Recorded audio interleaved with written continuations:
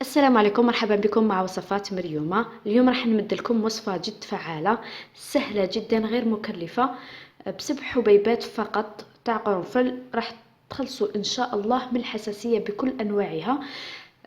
للكبار للصغار للأطفال، مهما كانت نوع تاع الكحة اللي عند أطفالكم أخدموا لهم هذه الوصفة إن شاء الله راح تكون كاينة نتيجة.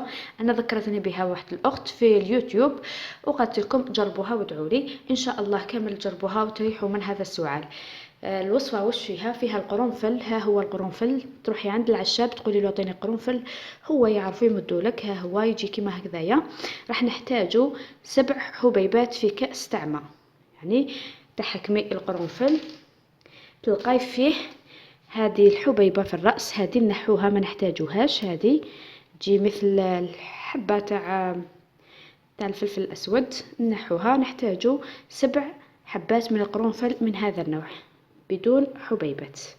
ها هما 7 حبيبات. تحكمي كاس تاع ماء تحطيهم هنا وتفرغي عليهم الماء، يعني ماء دافي من الأحسن أو ماء عادي هكذا، وتغطيه وتخليه يعني مغطي حتى للصباح باش يشربوه. هذا الكاس تخدميه مثلا في الليل حتى للصباح باش يتشرب، او تخدميه صباح حتى في الليل باش يتشرب. المهم راح نعطيكم الطريقه. بعد ما تخدموه وتغطوه تلقاوه كيما هكذا مع الصباح. ها هو الصباح على الخوا اعطيه لاطفالك او شربيه نتيا. تلقايه هذاك القرنفل اطلق المفعول تاعو. القرنفل نعطيكم يعني نصيحة، مفيد جدا للفم، للثة، لآلام الأسنان اللي عندها نزيف في اللثة تاع الأسنان، اللي الأسنان تاعها يستطروا من البرودة.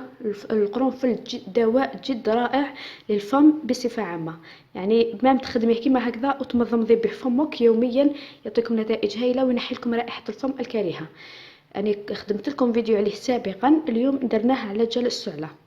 كيما هكذا تشربيه ولا تشربيه لاطفالك، حتى ولو كان الطفل تاعك صغير ديريه له في ان بيبرو هكذا تشربيه، ومن بعد يبقاو لك هذوك الحبيبات تاع القرنفل.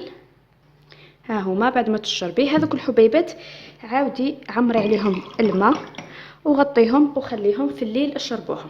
يعني حنعاود راح تشربي كاس الصباح على الفراغ، معناتها قبل ما تاكلي حتى شيء، ولا تعطيه لاطفالك على الفراغ كما قلنا اي سن يشربوا هذا الماء. ومن بعد تعاودي تعمريه وتخليه حتى في الليل قبل النوم تانيك تعاودوا تشربوه.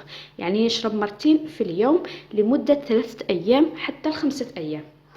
هنا كاين اخواتي يقول لك يعني رانا في البرد الماء كيفاش نشربوه، اسكو دافي ولا بارد. انت كي تخدميه ماذا بك تحطيه هذا الكاس تحطيه امام مدفأة، او تحطي القاروره تاعك امام مدفأة، مع الصباح تلقاي الماء تاعك دافي، شربوه دافي احسن من انهم يشربوه بارد. هكذا نعطيكم نصيحه اخرى، اللي عندها اطفال بزاف تقدروا كامل يعني تخدمي قرعه كبيره تاع ماء، يستحسن تكون تاع الزجاج او طاس تاع ماء، ورمي فيه اعواد القرنفل. حاولي تحسبي هذاك الطاس شحال يديلك من كاس تاع ماء، وكل كاس يدينا 7 حبيبات تاع قرنفل.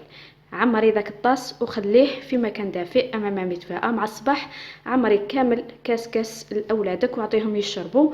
راه مفيد جدا ان شاء الله، وراح يكون ان شاء الله يعطيكم نتيجة سريعة.